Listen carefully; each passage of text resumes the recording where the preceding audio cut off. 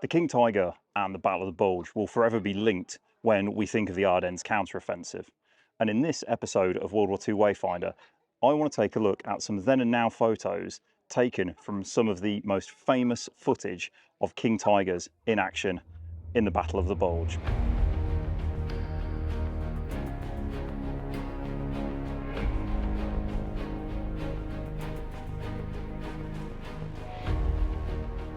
This is the village of Tondorf, here in the Eifel region of Western Germany. It's a few miles from the Belgian border, and there's nothing particularly special about it. It's like a lot of the small villages in and around this area. But there is one particular road junction here that makes this village very special when we think of the Battle of the Bulge and the King Tiger tank. In the weeks and days leading up to the German counteroffensive, Wacht am Rhein, or as it would become known in Allied circles as the Battle of the Bulge, this whole area here in the Eifel would become the temporary staging area for the 6th Panzer Army. All of the villages around here, and the forests as well, would have German units from the 6th Panzer Army in and around here. So under the command of SS Oberstgruppenführer Sepp Dietrich, the 6th Panzer Army took up positions in and around this area, and one of those units that was part of the 6th Panzer Army was the Schwere SS Panzerabteilung 501 that would be attached to Kampfgruppe Piper and acting as the spearhead for that advance into Belgium and to smash through the Allied lines. Walking down this road from the direction of Nettersheim down to the crossroads here in Tondorf, where the column from Schwere SS Panzerabteilung 501 would then turn right to Blankenheim, down to Stadtkilde, and then try and move through Lossheim and the Lossheim Gap to then follow up and support Kampfgruppe Piper from the 1st SS, whom they were attached to.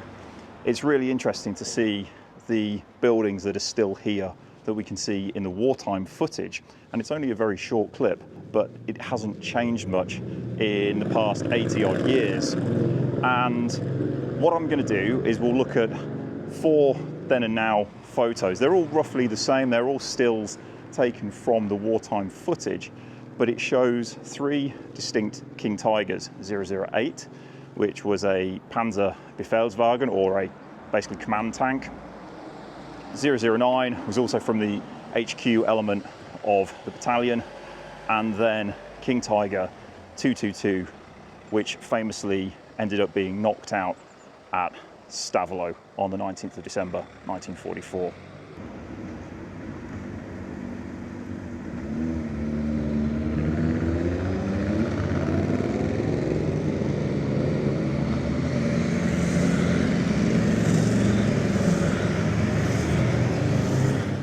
So it's the crossroads behind me that on the late afternoon of the 16th of December 1944, the day that the Ardennes counteroffensive, Operation Wacht am Rhein, commenced, that an SS Kriegsberichter, or war correspondent, filmed a column of King Tigers moving down here, and then they'd be turning right in the direction of Blankenheim to follow the advance of Kampfgruppe Piper into Belgium.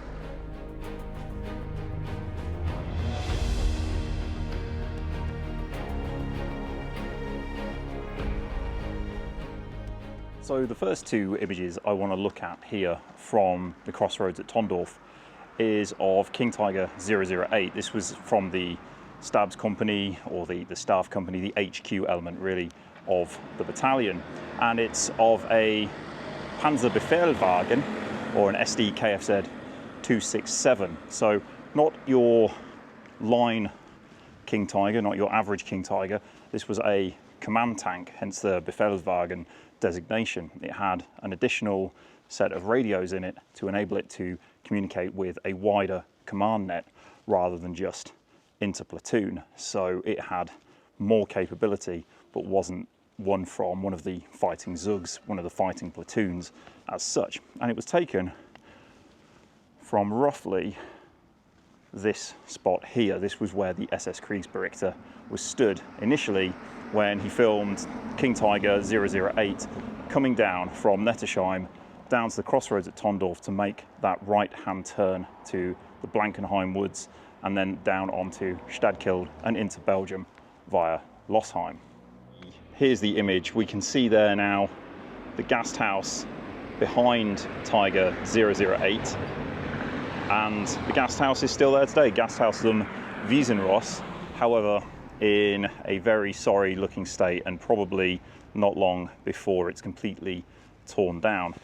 But if we look at the wartime image, we can marry it up and we can see there on the Gasthaus, just on the right hand side of the image where the King Tiger is, there's a big garageway, and that has got those steel beams there marking out that place still today. Now, one building that is distinctly absent is the building on the left of the image where the two Waffen-SS soldiers are standing, and you can see the timber frame of it.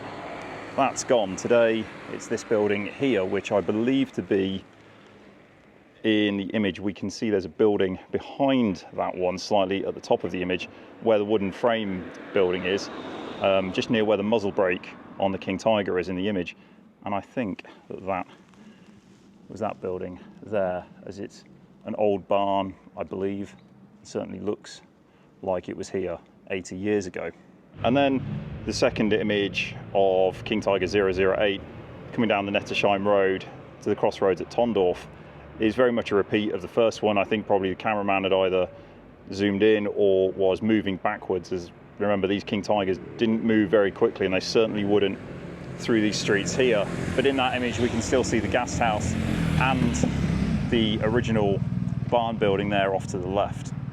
Now from here I'm going to move to the crossroads, the road where it intersects the road heading down to Blankenheim, and we'll take a look at the next image of the King Tigers from Schwere SS Panzerabteilung 501. This next King Tiger from the propaganda footage is of King Tiger 009, again of the command group from the battalion, and this was commanded by SS Obersturmführer Wilhelm Dollinger. Now interestingly, Dollinger's tank 009 would break down and he would then take over command of Tiger 213 from the 2nd Zug, the 2nd platoon, and it was 213 that is now famously at Le Glaise after being knocked out by Shermans at the Vermont farm in defence of Le Glaise a few days after this famous footage was taken. Oh, we can see there's been a fair bit of change to the left side of the image. The wall that borders the road on the left-hand side of this footage is still there, but the timber frame building that was to the left has changed significantly in the past 80 years. So the final then and now image that I wanted to find here at Tondorf is of King Tiger 222, commanded by SS Oberscharführer Kurt Sauver. Now Sauver and King Tiger 222 was famously knocked out by tank destroyers from the 823rd Tank Destroyer Battalion in the 19th of December during the battle for Stavelot, and some very famous images of that tank as it was knocked out right next to the bridge over the Amblev as the Germans were trying to push into Stavelot to try and rejoin forces with Kampfgruppe Piper, who were cut off at Le Glaise. Now, trying to find this particular image is difficult, and I'll show you the image and then you'll be able to see why looking at the buildings around here. So this is the image in question. We can clearly see it's King Tiger 222. We can see Silver there. Now I have read reports that Silver is actually there wearing the greatcoat on the front of the tank. However, I'm not entirely sure, as it could also be him riding in the turret there in the commander's hatch there. But either way, we can see behind it quite a distinctive timber frame building, and there's a few of those around here. So we can see there's a timber frame building, and it almost matches the pattern of woodwork and timber on the wartime image, but not quite. And there's other buildings around here as well. It strikes me that if the SS Kriegsberichter was filming this column of tanks, that he wouldn't really have time to move his camera too much.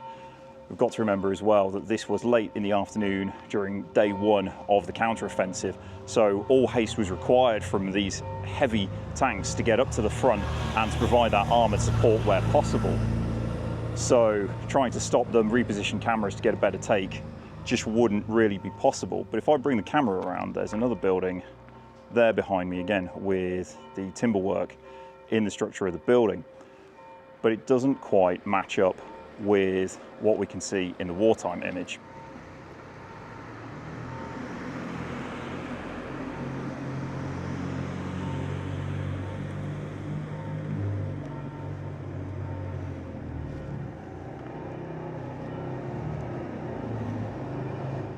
Now, my personal belief is that the building there over my right shoulder was the building seen as King Tiger 222 goes past it. However, in the past 80 years, at some point, it's been redone and the cladding up the side has been placed on it to cover up those exposed wooden beams. And the reason I believe it's that building is because the roofline and the position of the window appear to match the wartime one. Clearly, the wooden beams, the exposed beams in the side of the building would have helped, but they're not there anymore, and there's no other building around here that matches. But it is in that position. It looks like the tank is turning to the right, possibly, although maybe I'm putting 2 and 2 together and getting 5, but it does appear to fit with all of the other footage that was taken around this area. Now, sadly, a direct comparison isn't possible. This road around here today is extremely busy, but I don't know. What do you think? Let me know in the comments. I normally try and provide more certainty for then and now images than I can with this one, but I believe it to be there given its proximity to the junction here. So I hope you've enjoyed this episode of World War II Wayfinder, looking at those iconic then and now images from the crossroads at Tondorf in Germany. If you have, please like the video and comment, let me know what you think of it, and perhaps consider sharing it as well with someone else you know who shares your passion for World War II. Thank you for watching. Thank you to all my patrons. I really appreciate the support, and I will see you all in the next one.